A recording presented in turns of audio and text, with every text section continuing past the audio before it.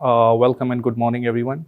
Today we'll be talking about what usually a product or a project goes through its development phase and what are some challenges around its testing and what are best practices to mitigate those and address those challenges.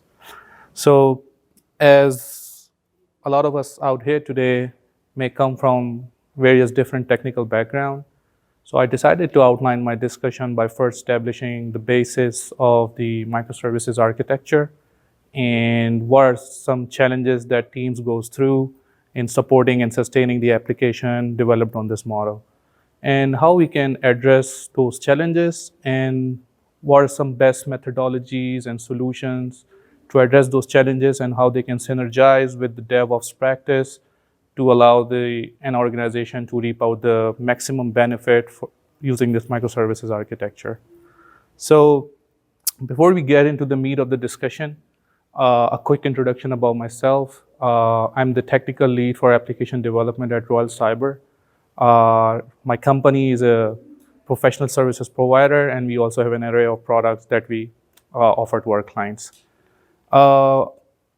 I've been in this industry for over 20 years as a technical lead for application development. My role is to execute the entire application development from project conceptualization to the project actualization. So application development is my passion, and that's what I've been doing ever since I graduated from the engineering school. So let's get started. So we've been listening and talking a lot about microservices architecture. So I just wanted to establish some basic fundamentals that what it is, because a lot of us are from various different technical background.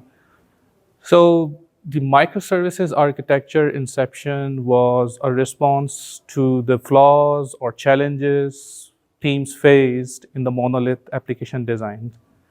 So consider an e-commerce application which have multiple modules in it, like the product catalog, ordering, payments, notification. So the problem with the monolith architecture is the entire application is housed in a single code base. And the fact of the matter is, since the monolith architecture are being in a single code base, they are inherently very tightly coupled. And because of this tight coupling, it makes your release management, your releases, and very difficult. And not only it makes your releases difficult, but what we have seen oftentimes that it can severely degrade your overall development team's performance and throughput. Now, what do I mean by how it can slow down your release process and degrade your team's overall performance? So consider this e-commerce application currently accepts only payments through credit card, and now business wants to up the game, and they want to introduce a feature through which customers can also pay through direct account debit. So what usually happens in the monolith world, a project manager will create the user story, work items will be created, it will be assigned to the developers, and once the developer makes the change, the entire application has to go through testing. The reason is because the tester sitting over the other wall, they don't trust developers in the sense that since it's a single code base, we don't know what they may have changed. So your jar or DLL, whatever technology you have built on, they have to test it end to end before it goes to production. So imagine the number of changes, support fixes that we are doing a complete testing end to end is a very costly part. It slows down your release, it costs a lot, customer is getting their deliverables late, and other competitors might have an edge. They may release your things quickly, and they may have features more quickly. So these were the challenges. But in what happens in microservices architecture, the concept is to decompose your entire application into finer grained services, which are as independent as possible. So and so once they are independent, so there is separation of concerns too. So across your line of business, this allows you to scale your application vertically. So imagine payments may have multiple services, and there might be a completely different team who is managing the payment functionality. So, and the another reason, the advantage that microservices give is it's technology agnostic. Unlike in monolith, you are married to a single technology or a platform. But in microservices, since they are discrete, you can develop your services in any platform of your choosing and liking. So it does. So just a disclaimer: the problem that I'm describing, it doesn't imply that I'm saying microservices is a bad or monolith is good or vice versa. It's just both are good, but they have traits. So there, I know as an application development lead, there are instances where monolith is the answer. And I've seen a lot of enterprises, just because they have heard this buzzword, microservices, they go with it and they end up paying more. And you might have heard a lot of companies have migrated back also from microservices to monolith. So is microservice not the answer for everybody? It depends on your need. If you want more agility, microservices is the architecture, but it's a costly business. So microservices answers a lot of the problem that monolith originally possessed, but it opens new problems. So unlike monolith, where your entire code base is a single code base, now your application is distributed in nature. Now it's spread across. One of the challenge that it opens up is around testing. So how do we test it when we have gazillions of services working together?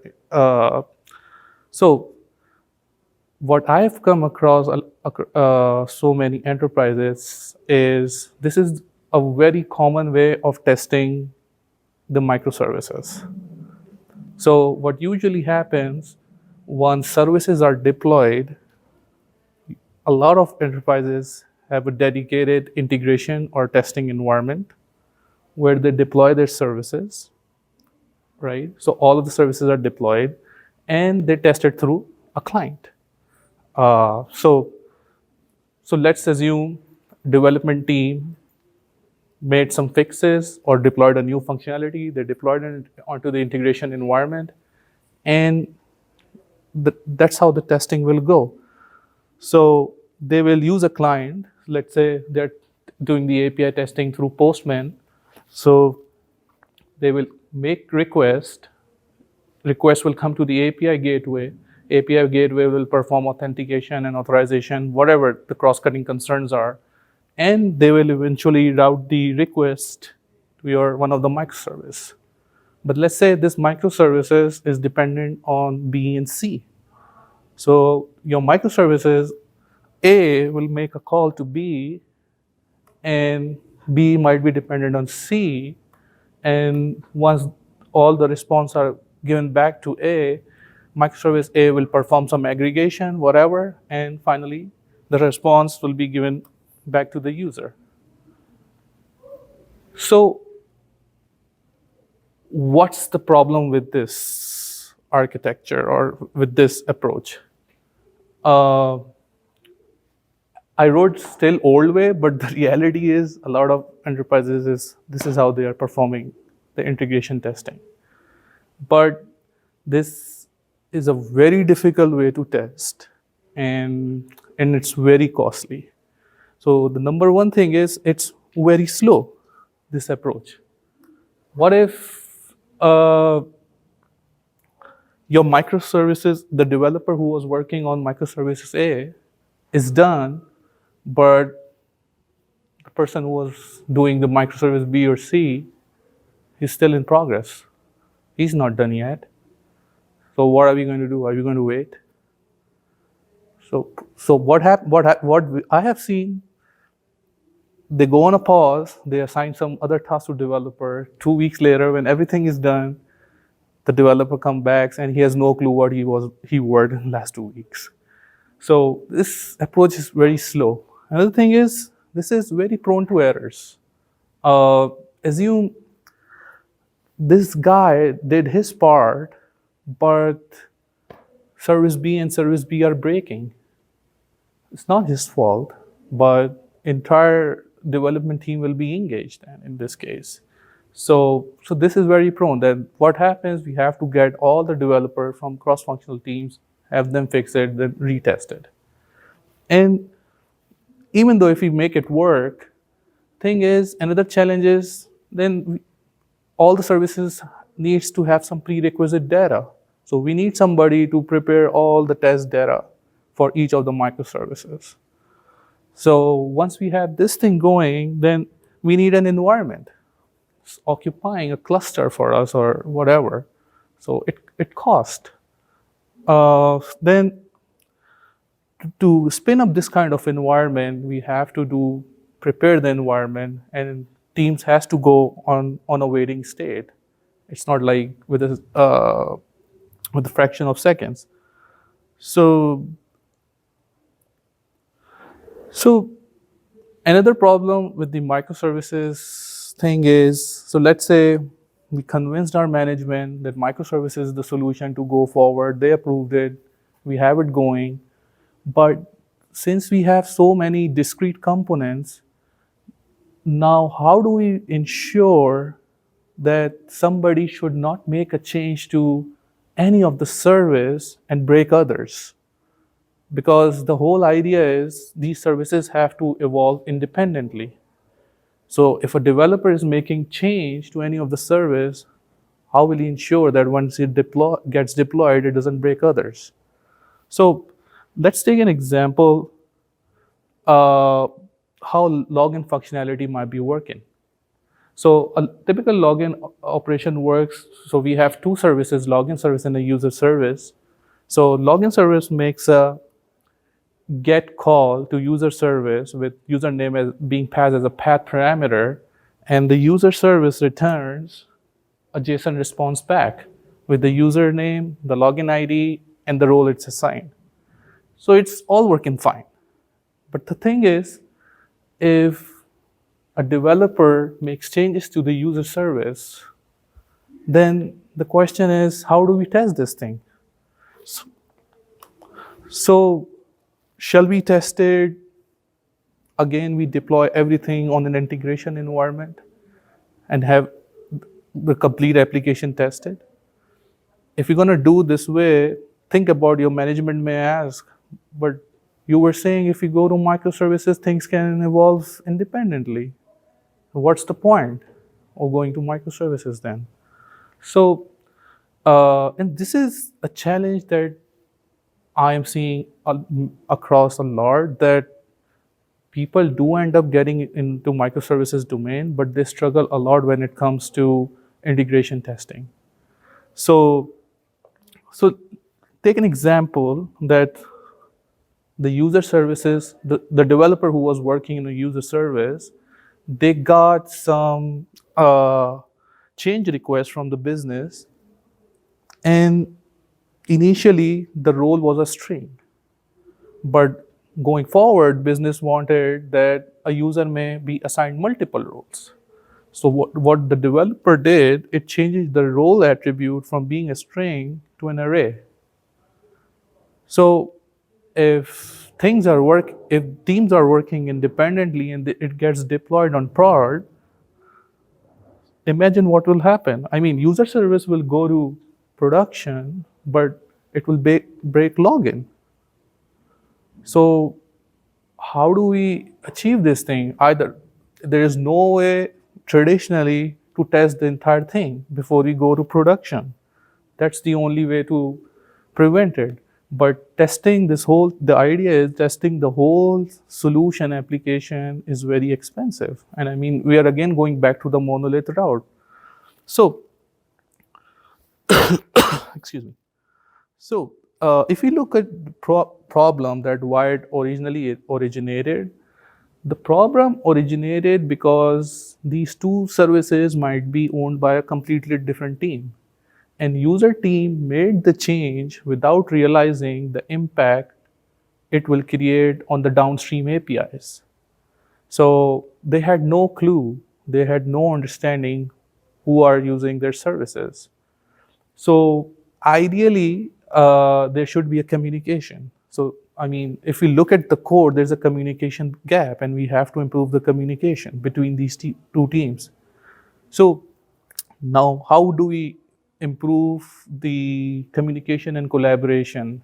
Shall they just pick up the phone and tell them that this is the change we are making, or send an email, or write a documentation? I know as a developer how much I like reading documentation. Nobody likes it, right? So ideally, there should be a hard contract, ideally, between teams and APIs. So, which governs what are they accepting and what are they responding. But the question is, it all looks nice in hearing, but how do we agree? How do we make two teams agree on a contract? So, what kind of contract that would be? So, one of the solutions or product to address this problem is Pact. So this solution is getting a lot of traction in the industry. The solution provides frameworks and libraries for APIs to perform contract testing, which are developed across multiple platforms.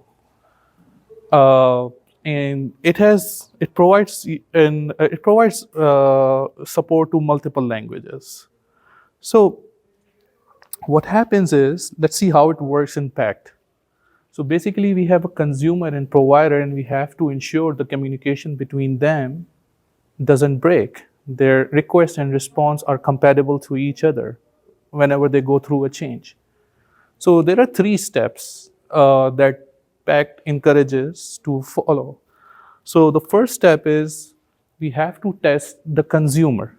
So for doing the integration testing, rather than consumer making a direct call to the provider, a mocking agent is introduced. And the responsibility of the mocking agent is to produce or generate provider responses as provider is supposed to. And what happens is then consumer does integration testing by making requests to the mocking agent rather than directly calling the provider.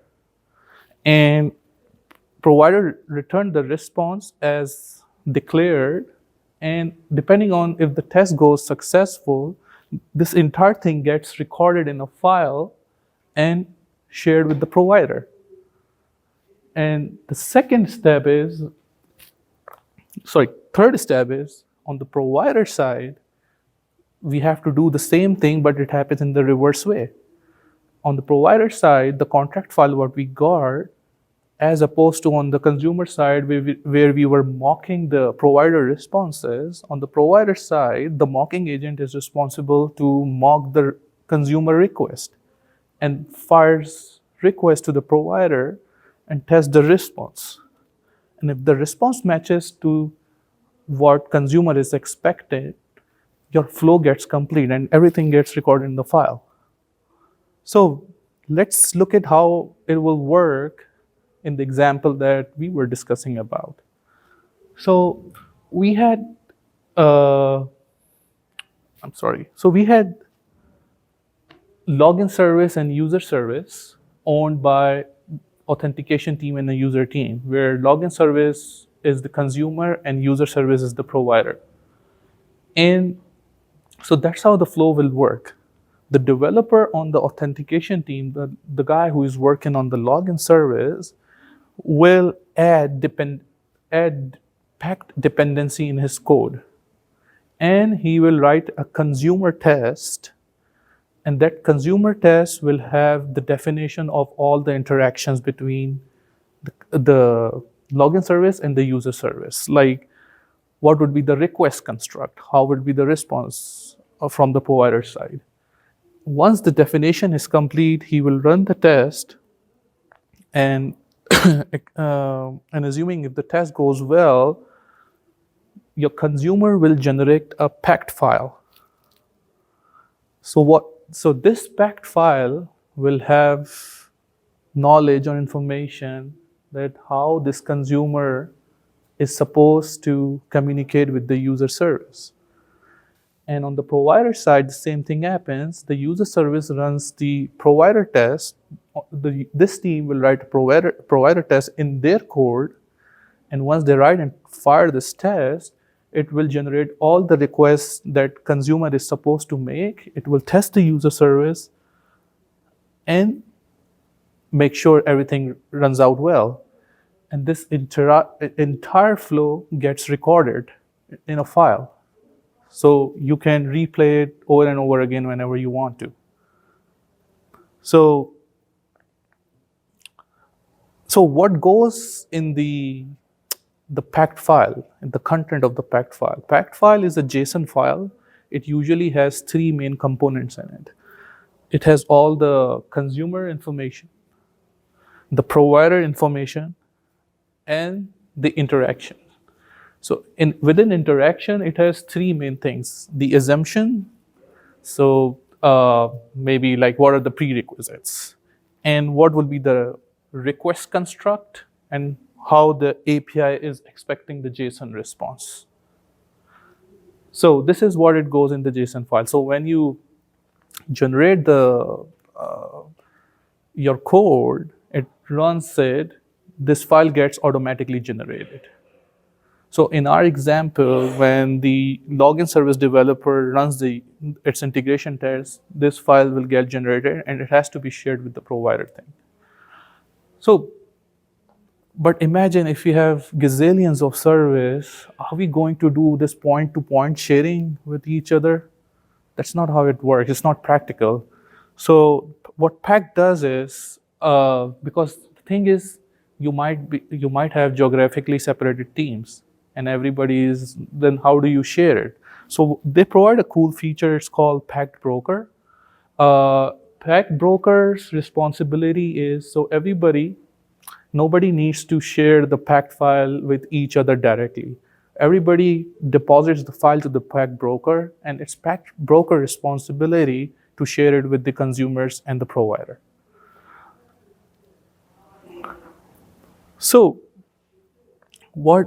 And the Packed Broker gives you an online view. It generates all the dependencies with all the services and consumer. It does tagging, and it provides you REST APIs too. So it gives you a good visual for your entire API, and it also generates live documentation.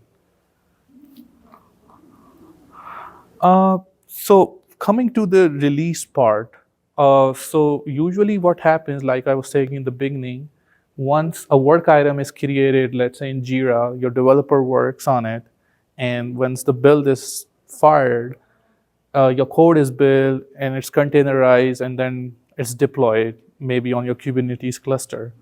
The idea is to somehow, we have to figure out a way that every time we do a build and deployment, those integration tests fires up. So we don't end up what happened with the login service and the user service, that when user service got deployed, the login service was failing. So how it's done is, usually your integration test gives you a Maven shell, and you can make it part of your pipeline. So when your code is being built, it makes sure not only it gets built, but it gets the packed file from the broker and replay the interaction. And once the interaction is successful, then it gets deployed. And we can have rules defined within your pipeline where even if the code is built properly, but the interactions are failing, they can abort the deployment. So you don't have any disruptions in your services. So the same thing goes for the consumer too. So once your if there are any changes on your consumer side, and you trigger the build, if the build is successful, it runs the integration test using Packed, And if the integration test is successful, then it gets deployed. But if integration test is failing, it will abort. So we can do the same thing for provider and consumer.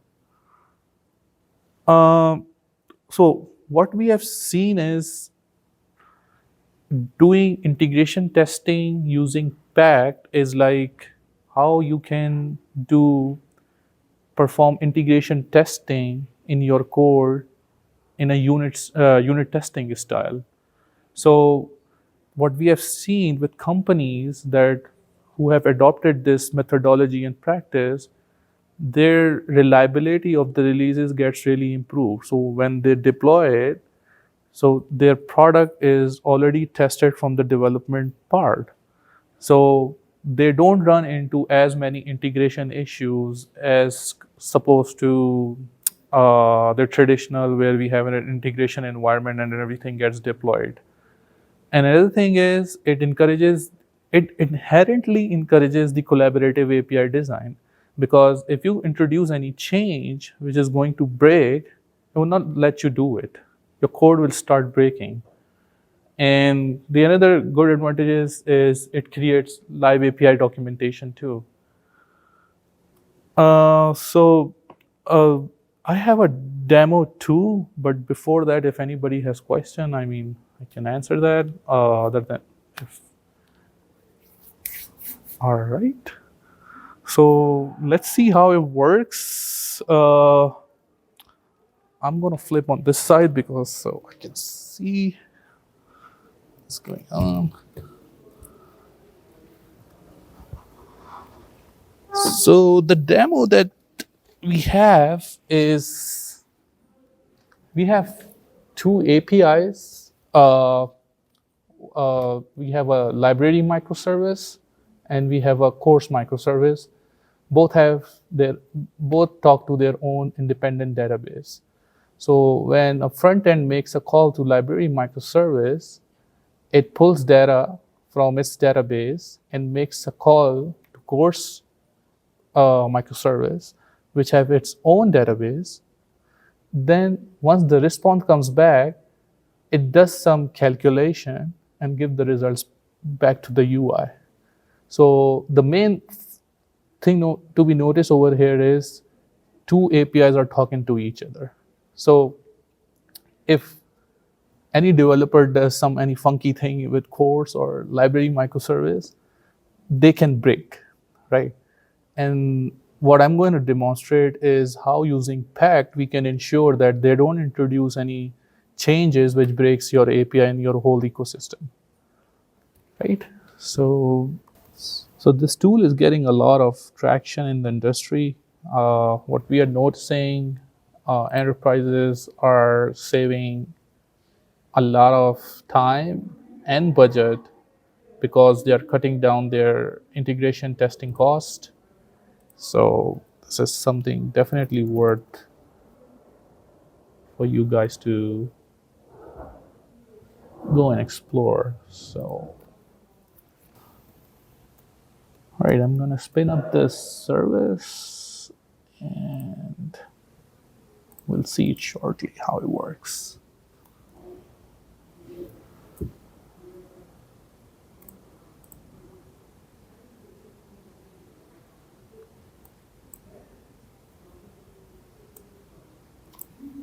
So by the way, this API is developed on Spring Boot, but Pact is capable of doing testing on any of the language or framework that you build your applications on.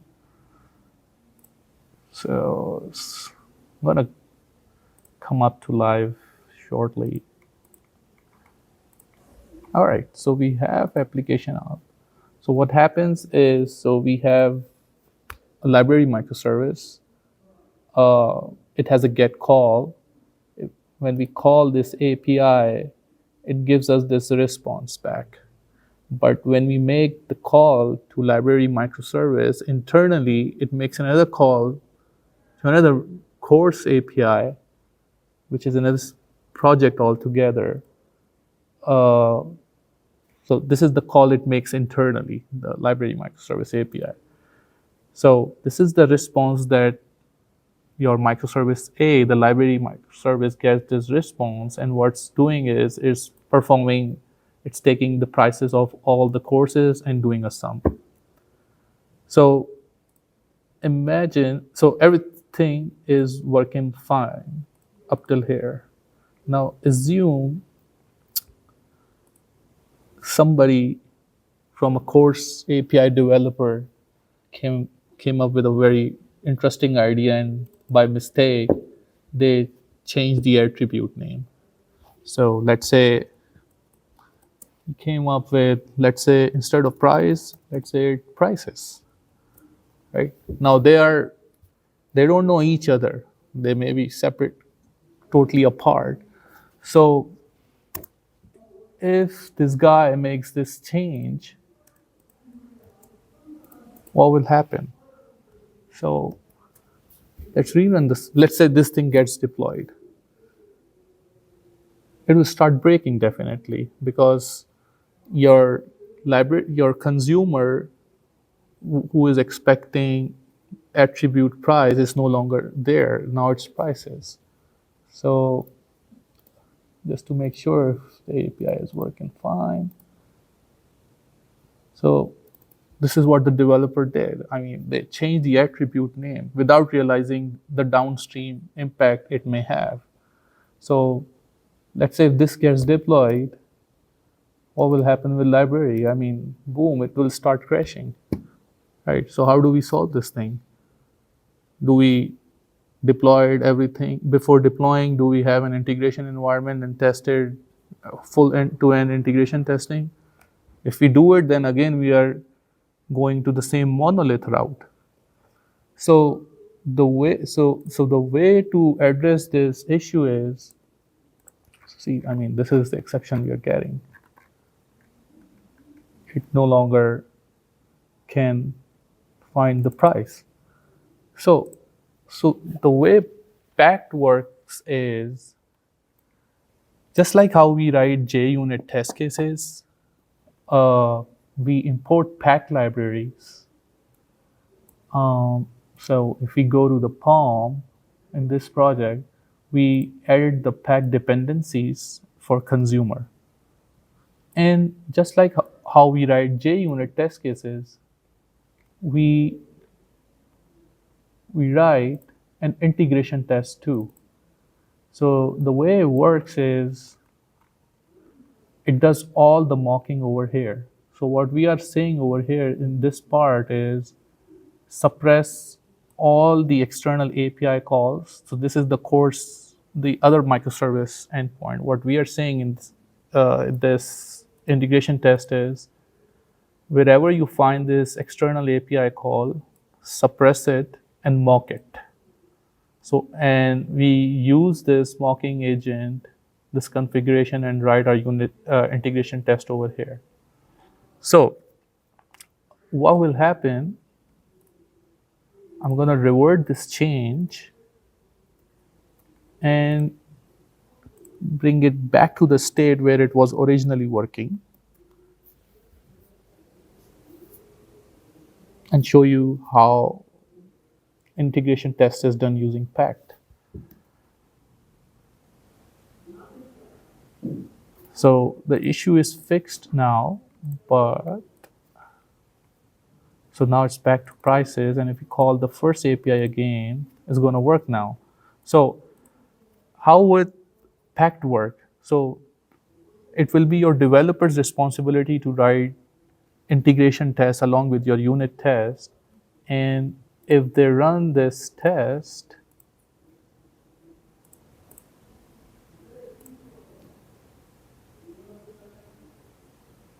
so now we are running the test. So what packed will do, it will fire up all the tests and make a call, mock calls to your course API service, and see now it's working fine. So which proves that the mocking agent is working, and if your microservice A is getting the response, what it's supposed to from the provider, it works as expected. So the similar test, the provider guy will write too in your course microservice. So they will have a similar test in their code, but from a provider perspective. And if they're going to run this test,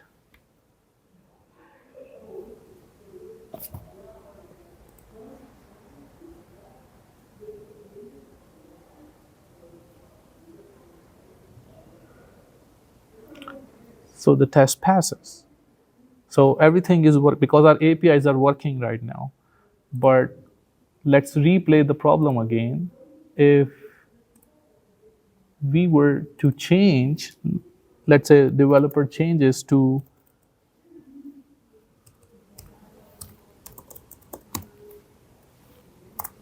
he introduced a change which is radical in nature and disruptive, then and without realizing he is creating the problem in the entire ecosystem.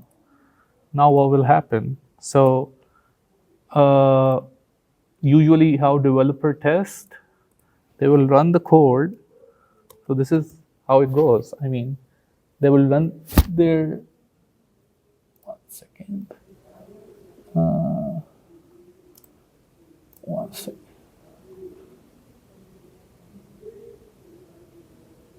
Yeah. So they will make the change and sorry, I'm running the wrong file.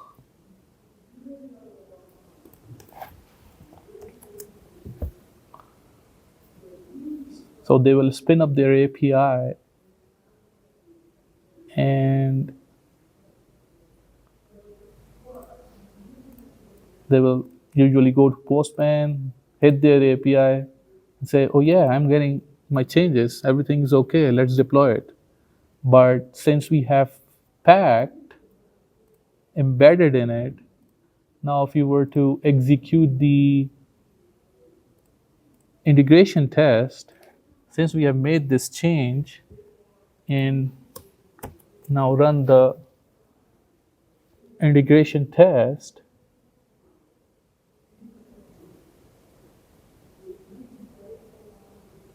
see what happens.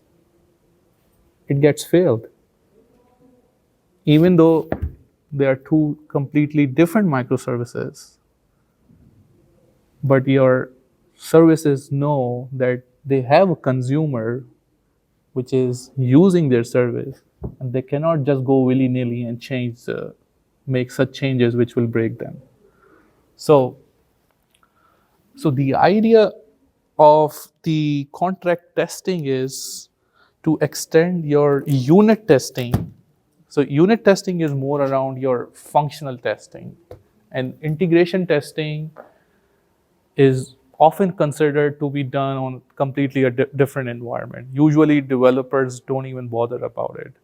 But with this approach, the methodology is to shift this problem to left, to enable the developers to perform the integration testing well ahead in the game. So most of the integration related issues are filtered over here. They don't even pass the developer. So the framework is very light, and it's in a development sense too. I mean, the developer who can work and write applications, they can write integration tests too. I have seen companies who have separate integration testers also who write the code. So the whole idea is the not only your unit testing, but your integration testing also becomes an integral part of your code, and they don't even let slip if any of the integration is failing. So it creates a good coherence among all the team, especially when we are dealing with gazillions of microservices. So this is something that I highly encourage you guys. If you guys get time, explore this option and encourage in your team. I mean, what we are seeing, IT departments are getting and saving a lot of revenue adopting this methodology. And you don't need an extra set of skills. It's just that we have to learn and read the pack documentation, and it's not a separate language. So This was developed in Spring Boot, so they provide framework for JVM. So similarly, if you are writing it on Python, on .NET, they have libraries over there too. So this was it. I mean, I wanted to show you guys what value integration testing and using a packed integration testing can add. And yeah, if you guys have any questions, I mean, I'll be more than happy to answer. All right. All right. So that's about it. I mean, oh, you had any question? Oh, yeah, sure. Sorry, I didn't see it. So my question to you is microservice A, B, right? Dependency on B and C. So your pack testing is on A, consumer driven, right? Consumer is the A, so the unit test is on A side, or it needs on both A or B side? Yeah, it's a good question. That I think her question is where that test will be written, right? So the test will be written on both sides. So on your library microservice, it was a consumer. So the integration testing has to be performed as a consumer over there. And there will be a similar provider integration test on the provider side too. So both services have integration test. Yes. So my question comes, so in a large enterprise, right? A team and B team owns different services. They're not the same team. So how do you do in a large enterprise to manage A and B both, have this kind of testing? Yeah. So first of all, this is a culture and a methodology that you have to bring into your team. That I mean, you have to enforce that these integration tests has to be written. So that's step one. And once the tests are written, so usually what happens is this there is a packed file. Oops. So let's go to the consumer. So when the test runs, it generates a packed file. So this is your packed file. So this gets shared automatically with your B team through broker.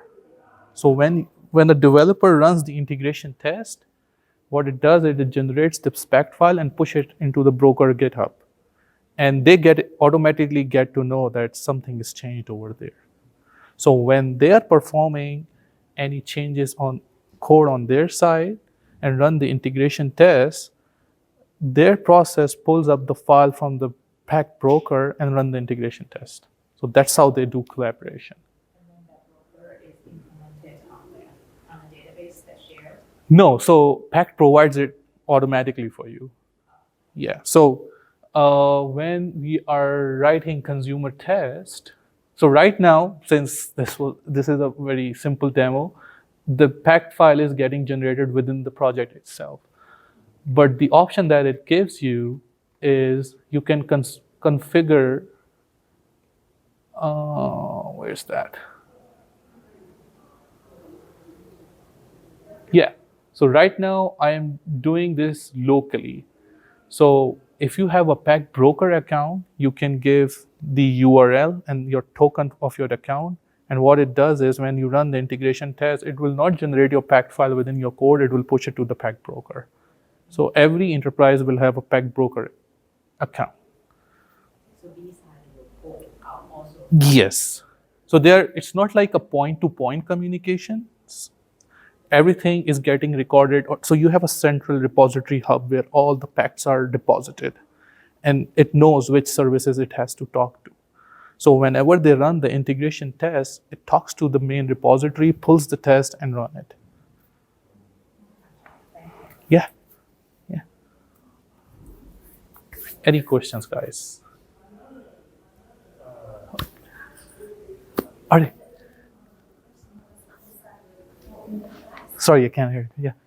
For in the past, we integrated a CICD test Huh? on GitHub Action. And if it's possible, could you answer what benefit if we will use this methodology, like post-back. Yes. What benefit? So you're saying you have a similar product. We already integrated CICD test on GitHub action. And it's performing the integration test. So is it performing the functional testing or? Yeah, so functional, so that's the point. Functional, so there's a difference between functional testing and the integration testing. So these are two separate things. So functional testing is very isolated within your own microservice or within your own specific service. Integration testing comes up that what if I deploy this change, will it break others, right? So that's where PEC comes. Integration, sorry, we do integration test because it's like analyze our code what we deployed on GitHub. Uh-huh. So it's like provide like if we have some smells here or it's like any bugs on code. Yeah, it's like to analyze GitHub code. So it does static code analysis, is that what you're saying? In commits, right? But does it perform integration test? It does integration test. Then, okay, so Pact is one of the providers. So there may be other providers too. So the methodology, so the thing is what we are focusing over here is the contract. The principle is contract testing. So Pact is one of the providers. There could be other two. If GitHub Action is doing it, well and good. But there could be other solutions too. So the idea is not to promote Pact. The idea is to promote this philosophy of contract testing. Yeah. And kind of to, sorry, I was gonna say, kind of to ensure that your team is actually doing the contract testing while integration. Yeah. Yeah. So this is what it does. We test data, is it still being unlocked? Yes. Is that being generated by, is there something that we call with that, or? So that's a good question. So what he's asking is, how does it generate data, right? So it has, since we are not directly calling the main provider API, we are mocking it. You can generate data by your own within the code itself. Yes. So it doesn't necessarily have to talk to the database. You just generate it randomly. So let me show you how I did it.